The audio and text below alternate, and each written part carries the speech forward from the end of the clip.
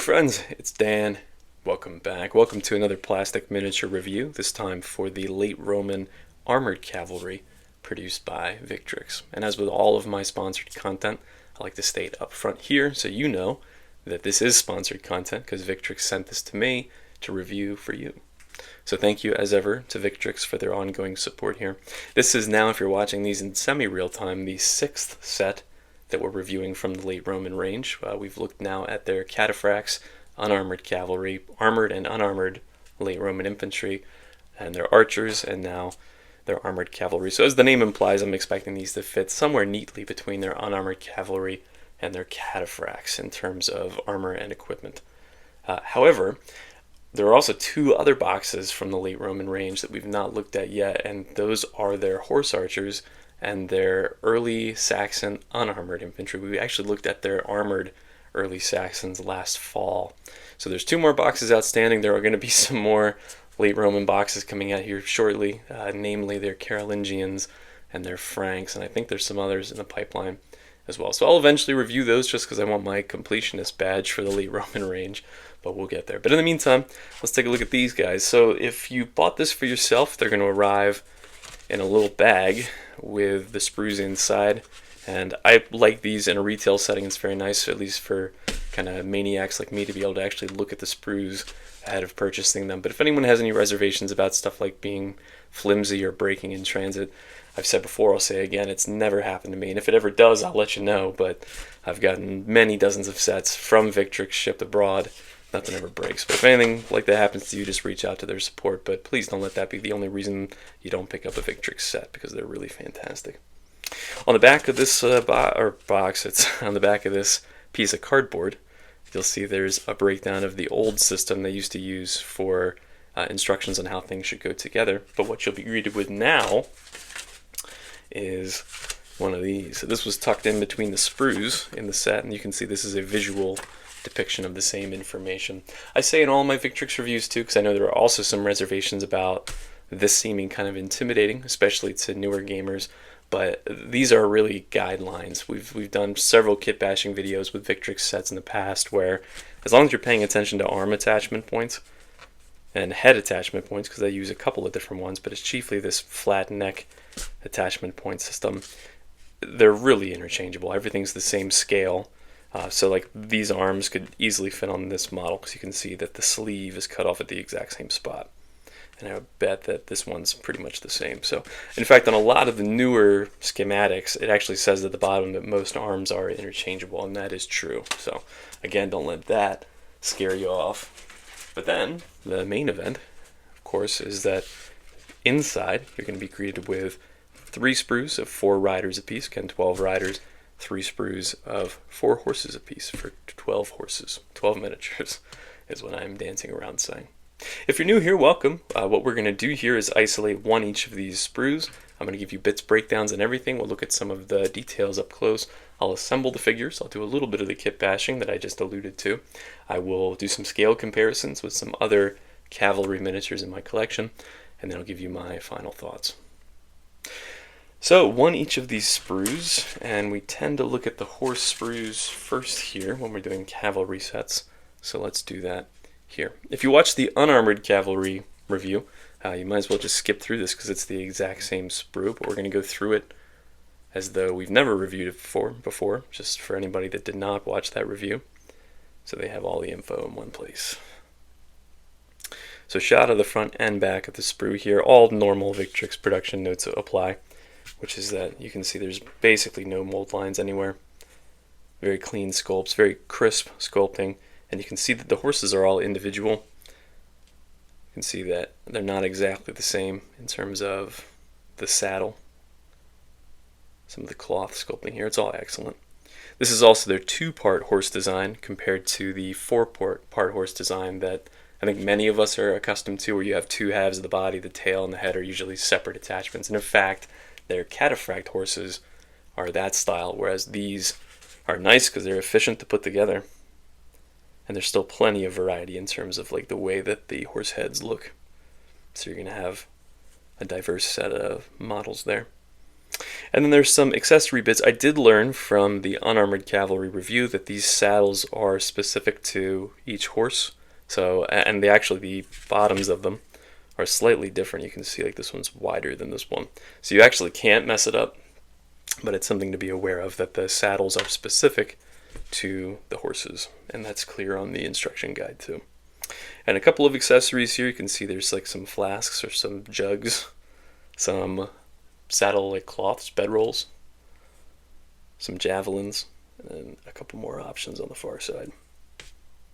So I thought it was a very successful sprue with the Unarmored Cavalry, and it's no different here. So let's take a look at the rider sprue again. You're going to get 3 of these, in addition to 3 of the horse sprues. 12 total figures within the set. And the same production notes that I mentioned on the horse sprue are to be found here, in that they're very clean designs, and you can see there's actually like almost nothing in terms of mold lines that you would see like on the sides of the figures. Let's take a look at these bodies here first, because what they remind me of, which makes perfect sense given the subject matter, is just mounted versions of the armored infantry that we looked at that were so successful, I think. Very similar in terms of like the armor that they're wearing, the clothing that they're wearing underneath the armor, even that there's one with scale armor. Let me flip it for you here. See some scale armor here. And everyone's a little bit different. So you've already got some variety in the figures before you even start mixing and matching bits and heads, etc. And the rendering on the chainmail, we talk about this with I think just about every video, but it's so crisp. And it's a nice balance too between, because that's the issue with chainmail at 28mm, is that if it's too defined, it's hard to paint, it's hard to get into all of the little crevices, and if it's too shallow, it doesn't look like chainmail, it just looks like cloth. So I think they strike a really great balance here. You'll note too that there are 2 of these capes or cloaks, this 2-part design that we saw most recently on, I guess, the unarmored infantry as well, had a similar mechanic to this, but also on the Greeks that we just looked at last week that use an almost identical system for these capes or cloaks, and I think it's extremely effective, and could be compared to their old Greek cavalry, which have a 1-part cloak that I found look good, like they go on very easily, but I think this system ends up with a more realistic looking cloak. So from there, let's talk about heads. So you'll see, if I pan out here for a second, you'll see there are heads on the left and the right side of the sprue, or the top and the bottom, depending on your orientation. And there are 14 total heads on this sprue. And one thing I wanted to mention here that I find curious is that the front of the packaging here states late Roman armored cavalry, but what's missing, if you watched any of the other reviews, is they have on the other sets recommendations on other things you can make out of it, like Goths, Romano-British, early Byzantines. That shows up on just about every other set of packaging, and it jumped out at me that it was missing here, and now I understand why, which is that the only heads contained within this set are late Roman. Let me show you some of these while I kind of ramble here. The detail's fantastic. I mean, it's what we would expect. Some of the heads look similar to what we saw with the infantry, which makes perfect sense. Like that one I think is from the command sprue. So it's all the same level of detail, but some of them are new. Like there are these 2 that have face masks. But remember, if you watch the infantry sets, the reviews for those, that I differentiated the Romano-British from the late Romans by identifying the ones with facial hair as Romano-British. And there are none in this with facial hair, and there are no Goth heads in this either, which is maybe my only critique. It's not really even a fair critique, because the set is not advertised to make Goths, but all of their other late Roman sets do.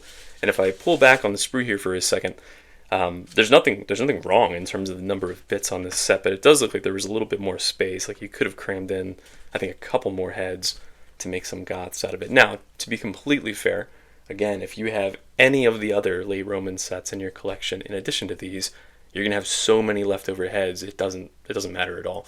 And you can see they're all, or almost all, the same attachment points, these kind of flat neck designs. So they're gonna drop right on without any issue. And I'll do some of those conversions at the kit bash stage, but it's just to be aware that if you're trying to make Goth cavalry, for example, out of these, and you have no other late Roman sets in your collection, you're going to have to source some goth heads and shields for that matter. So, but what is here looks really, really good. There are also 4 crests. You can see 2 up on the top and the bottom to make some kind of like elite cavalry if you'd like to. So now let's talk about arms. I'm going to kind of dance around the sprue here and just talk about the breakdowns here. So there are a number of spears. I'm going to call them spears because some of them are more javelin size, like this one's more like a javelin or a throwing spear. And some are slightly larger or thicker, like a light lance or a proper spear.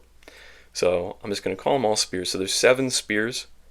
And pay attention too to the fact that the spear tips are even different. They do such a great job with that, of making everything look, I think, unique. There are 4 swords, mostly clustered up here at the top. You have 1 standard option here, which is a Draco standard. So remember, you're going to get 3 of those per set. I'm sorry, there are actually 2 standards. It's the 1 Draco standard here, and one of the more Roman style standards down here. And there's a horn option. So from there are 8 shields. If I rotate again, you'll see there are actually 2 sizes. There's the larger oval shields and the smaller oval shields.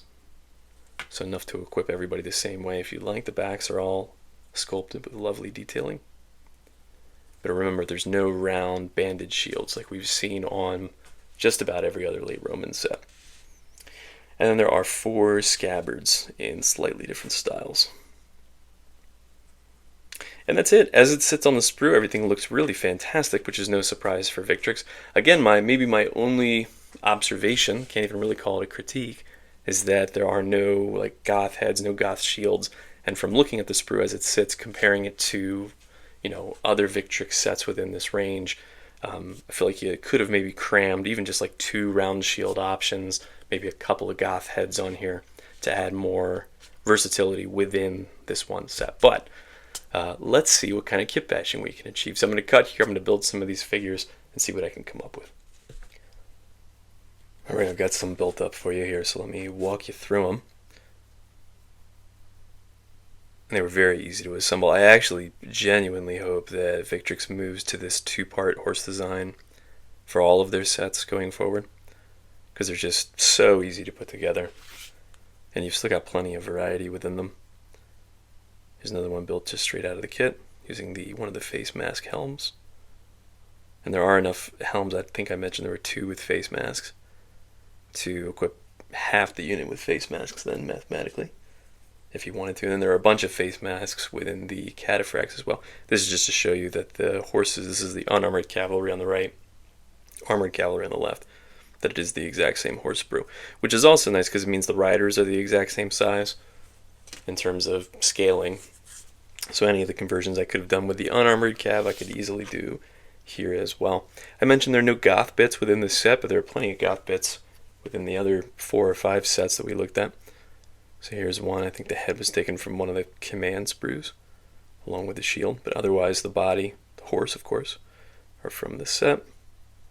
For a simple conversion there. You can see too, these capes, you can either attach them like I did with the first figure, or you can leave them off to make kind of like a cowl or a scarf. That's another reason I like these 2-part cape designs.